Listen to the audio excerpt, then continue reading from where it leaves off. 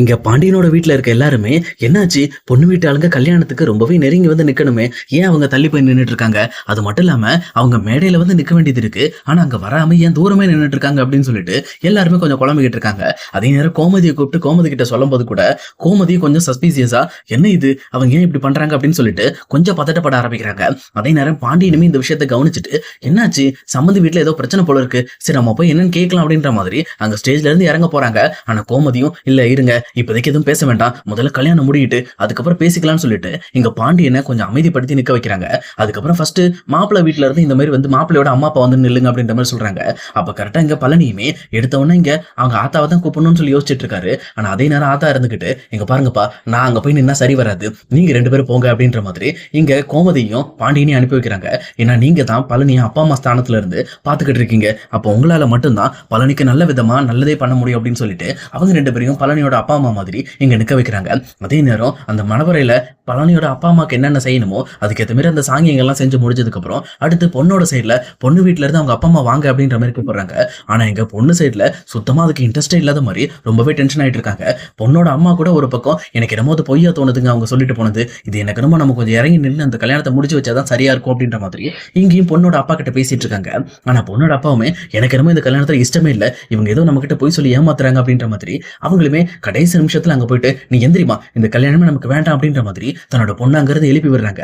இதை பார்த்துட்டு இருக்க பாண்டியனுமே என்னாச்சுங்க, எதுக்காக இப்படி பண்றீங்க, கடைசி நிமிஷத்துல எதுக்காக பொண்ணு எந்திக்க சொல்றீங்க அப்படின்ற மாதிரி கேட்கறாங்க. அப்ப கரெக்டா அந்த பொண்ணோட வீட்லயுமே இங்க பாருங்க எங்களுக்கு இந்த கல்யாணத்துல விருப்பம் இல்ல, இந்த கல்யாணம் நடக்காது, நடக்கவே கூடாது அப்படின்னு சொல்லிட்டு அவங்களுமே பழனிக்கு பொண்ணு பார்த்திருக்க அந்த பொண்ணையுமே கூட்டிட்டு அங்க இருந்து வெளியில கிளம்ப பாக்குறாங்க. ஆனா இதை பார்த்துட்டு இருக்க பாண்டியனால ஒரு நிமிஷம் கூட வெயிட் பண்ணவே முடியல. நில்லுங்க, என்ன உங்க பாடல திடீர்னு எடுத்தம் கவுத்தம் முடிவு எடுத்துட்டு இருக்கீங்க, இப்படி எல்லாம் முடிவெடுத்தா ரெண்டு பேரோட லைஃப் என்ன ஆகும் அப்படின்ற மாதிரி அவங்களும் யோசிச்சு கேட்டுட்டு இருக்காங்க. ஆனா பொண்ணோட வீட்லயும் இங்க பாருங்க எங்களுக்கு பழனியை பத்தி எல்லா உண்மையும் தெரிய வந்துருச்சு, இதுக்கு மேல பழனிக்கு எங்களுக்கு கல்யாணம் பண்ணி கொடுக்க விருப்பம் இல்லை அப்படின்ற மாதிரியும் அவங்களும் ஒரேடியா கட்டன் ரேட்டா முடிக்கிறாங்க. அதே நேரம் இதை பார்த்துட்டு இருக்கிற பாண்டியனும் எங்க என்னங்க தெரிஞ்சிச்சு, ஏன் எதா இருந்தாலும் ஓப்பனா பேசுங்க, முதல்ல எதுக்காக இப்படி பேசிட்டு இருக்கீங்க அப்படின்னு சொல்லிட்டு ரொம்பவுமே பாண்டியனும் கெஞ்சி கேட்டுட்டு இருக்காரு. ஆனா இதை பார்த்துட்டு இருக்க பொண்ணோட வீட்டுல இருக்கவங்களும் இங்க பழனிக்கு இந்த மாதிரி வந்து கல்யாண வாழ்க்கையில எதுவுமே செட் ஆகாது அப்படின்ற விஷயத்த சொல்ல முடியாம சொல்லிட்டு அங்க இருந்து பொண்ணை கூட்டிட்டு கிளம்புறாங்க. சொல்லப்போனா இப்பதான் ஒரு பிளாஷ்பேக் வருது, அதுல ஏற்கனவே பொண்ணு வீட்டுக்கு போயிட்டு இங்க சக்திவேலும் முத்துவேலும் இங்க பழனியை பத்தி தப்பா பேசிட்டு இருப்பாங்க. அப்ப பொண்ணோட வீட்லயுமே பாண்டியன் ஏற்கனவே பேசி வச்ச மாதிரி இங்க பாருங்க ஏற்கனவே பழனியோட கல்யாணத்தை கெடுக்கிறதுக்கு அவங்க அண்ணனுங்க வருவாங்கன்னு என்கிட்ட பாண்டியன் சொன்னாரு, சொன்ன மாதிரியே நீங்க வந்திருக்கீங்க, நானும் இது வரைக்கும் இப்படி சொல்றபடி கேவலமான அண்ணன்கள் இருப்பாங்கன்னு நான் நினைக்கவே இல்லை, ஆனா நீங்க அங்க பாண்டியன் சொன்ன மாதிரியே பழனியோட கல்யாணத்தை கெடுக்கிறதுக்காக இப்படி வந்து பேசுவீங்க நான் நினைக்கவே இல்லை அப்படின்ற மாதிரி சொல்றாங்க. ஆனா இதை கேட்டுட்டு இருக்கிற முத்துவேல் இருந்துகிட்டு இங்க பாருங்க நீங்க எப்படி வேணாலும் எங்களை நினைச்சிட்டு போங்க, ஆனா நாங்க ஒரு முக்கியமான விஷயத்துக்கு உங்களுக்கு நன்றி சொல்லலாம் தான் வந்தோம், சொல்ல போனா பழனிக்கு இப்படிப்பட்ட ஒரு பிரச்சனை இருக்கு, அந்த பிரச்சனையை தெரிஞ்சுக்கிட்டு நீங்க பொண்ணு கொடுக்குறேன்னு சொன்னதுக்கு அப்புறம் நாங்க ஏன் வந்து உங்களை தடுக்க போறோம், நீங்க கண்டிப்பா பழனிக்கு கல்யாணம் பண்ணி கொடுங்க, அதை தான் நாங்களும் விரும்புறோம் அப்படின்ற மாதிரி இங்க பழனி மேல ஒரு குறை இருக்கு அப்படின்ற மாதிரி ஒரு பயங்கரமான குண்டத்துக்கு போடுறாங்க. இது கேட்டோன்னா பொண்ணு வீட்டுல ரொம்பவே கன்ஃபியூஸ் ஆயிதான் இப்படிப்பட்ட ஒரு முடிவை எடுத்திருப்பாங்க. அவங்களும் யோசிச்சு பார்த்துட்டு பொண்ணு அங்க இருந்து கூட்டிட்டு போனதுக்கு அப்புறம் இங்க பாண்டியன் வீட்லயும் எவ்வளவு கெஞ்சு கூத்தாடி பாக்குறாங்க. ஆனா யார் என்ன சொல்லி நிறுத்தியுமே இந்த பக்கம் பொண்ணு வீட்டுல நிக்காமே போயிடுறாங்க. அதே நேரம் இன்னொரு பக்கம் பழனியுமே உடஞ்சு போய் நின்றுகிட்டு இருக்காரு. அப்போ பழனி பக்கத்துல போயிட்டு பாண்டியனுமே சரி விடுறா கவலைப்படாதரா எல்லாம் நல்லதான் நடக்கும் அப்படின்னு சொல்லிட்டு இங்க பழனிக்கு பாண்டியன் ஆறுதல் சொல்லிக்கிட்டு இருக்காங்க. அப்ப யாருமே எதிர்பார்க்காத மாதிரி அங்க கரெக்டா சக்திவேலும் முத்துவேலும் எனக்கு அப்பவே தெரியும்டா, இந்த மளிகை கடைக்காரன் ஒரு விஷயத்த செய்யறப்பவே எனக்கு தெரியும், இவன் உன் லைஃபுக்கு எதையும் சரியா செய்ய மாட்டான்னு எனக்கு தெரியும், நான் அதான் சொன்னேன் நீ எங்க கூட வந்துரு, எங்க கூட இரு, உனக்கு ஒரு நல்ல கல்யாணத்தை பண்ணி வைக்கிறேன்னு சொன்ன, நீ அதை கேட்கவே மாட்டேன்ட்ட, இப்ப பாரு கடைசியில் எல்லாரும் முன்னாடி வச்சு இவன் அவமானப்படுத்திட்டான் அப்படின்னு சொல்லிட்டு சக்திவேலும் முத்துவேலும் சேர்ந்து பாண்டியனை பயங்கரமா அவமானப்படுத்திட்டு இருக்காங்க. அதே நேரத்தில் இதெல்லாம் பார்த்துட்டு இருக்க ஆத்தவுமே என்ன கடவுளே உனக்கு கண்ணு இல்லையா, எதுக்காக என் பையனை இப்படி சோதிக்கிற, என் பையனுக்கு இப்ப 2வது கல்யாணம் நின்று போச்சு, இனிமேல் எப்படி அவனுக்கு கல்யாணம் நடக்கும், ஏதாவது பண்ணியாவது என் பையனுக்கு கல்யாணம் பண்ணி வைக்கணும்னு தான் ஆசைப்பட்டேன், நான் கண்ணை மூடுறதுக்குள்ள இதை பார்க்கணும்னு ஆசைப்பட்டேனே, கடைசியில் அது கிடைக்காமே போயிரும் போல இருக்கு அப்படின்னு சொல்லி பயங்கரமா ஃபீல் பண்ண ஆரம்பிக்கிறாங்க. அதே நேரத்தில் இதை பார்த்துட்டு இருக்க கோமதி வீட்லயுமே என்ன பேசுறதுன்னு தெரியல, எல்லாருமே பயங்கர சேடா இருக்காங்க. ஆனா இங்க பாண்டியனோட பசங்களுக்கு மட்டும் தெளிவா புரியுது இந்த கல்யாணம் நின்னதுக்கான முக்கியமான காரணமே இந்த சக்திவேல் முத்துவேல் தான், இவங்க தான் ஏதோ ஒன்று பண்ணியிருக்காங்க அப்படின்னு சொல்லி தெளிவா புரிஞ்சுக்கிட்டு இந்த விஷயத்துல இவங்க பயங்கர காண்டா இருக்காங்க. அதே நேரம் இன்னொரு பக்கம் சக்திவேலுமே எங்க பாருடா நீ இப்பவும் சொல்றேன் எங்க கூட வந்துரு, நான் உனக்கு நல்லபடி கல்யாணம் பண்ணி வைக்கிறேன், இதே மேடையில வச்சு இப்பவே உனக்கு ஒரு பொண்ணை கல்யாணம் பண்ணி வைக்கிறதுக்கு நாங்க தயாரா இருக்கோம் அப்படின்ற மாதிரி சொல்றாங்க. ஆனா இதை கேட்டுட்டு இருக்க பழனியுமே என்ன பேசுறதுனே தெரியாம அவரும் இப்படி ஸ்டன் ஆகி போய் நின்றுகிட்டு இருக்காரு. சொல்லப்போனா அவருமே இந்த கல்யாணம் நின்ன விஷயத்த அவரால் ஏத்துக்கவே முடியல, அவர் ஒரு மாதிரி இடிஞ்சு போய் நின்றுகிட்டு இருக்காரு. அப்ப கரெக்டா சக்திவேலுமே இங்க பாருடா நான் பொண்ணு கூட கூட்டிட்டு வந்திருக்கேன்டா அப்படின்னு சொல்லி ஒரு பொண்ணையுமே முன்னு கூப்பிடுறாங்க. கூப்பிட்டது மட்டும் இல்லாம இந்த பொண்ணு நம்ம குடும்பத்துக்கு நல்ல பொண்ணா இருக்கும்டா, நான் இப்பவும் சொல்றேன் இப்ப நீ இந்த பொண்ணை கல்யாணம் பண்ணிக்கிறேன்னு சொல்லு, இதே இதே மேடையில வச்சு இந்த பொண்ணை உனக்கு நாங்க கல்யாணம் பண்ணி வைக்கிறோம் அப்படின்னு சொல்லி இங்க சக்திவேலும் முத்துவேலும் சொல்லிக்கிட்டு இருக்காங்க. இது கேட்டவன தான் இங்க பாண்டியனும் கன்ஃபார்ம் பண்றாரு. அப்ப கண்டிப்பா பழனியோட கல்யாணத்தை நிறுத்தினதுக்கான முக்கியமான காரணமே இவங்க தான் பிளான் பண்ணி இதை பண்ணிருக்காங்கன்னு சொல்லி தெளிவா புரிஞ்சுக்கிட்டு இங்க சக்திவேலை பார்த்து பயங்கரமா முறைச்சுக்கிட்டு இருக்காரு. அதே நேரம் இங்க பக்கத்துல இருக்க கோமதியுமே இங்க பாருங்க இப்ப என்னங்க பண்றது அப்படின்ற மாதிரி பாண்டியன் கேட்கறாங்க. அப்ப பாண்டியனுமே இங்க பாருமா இந்த கல்யாணத்தை நிறுத்தினதுக்கான காரணமே உங்க அண்ணனுக்கு தான். இப்ப அவனுங்களே வந்து ஒரு பொண்ணை கூட்டிட்டு வந்திருக்காங்க.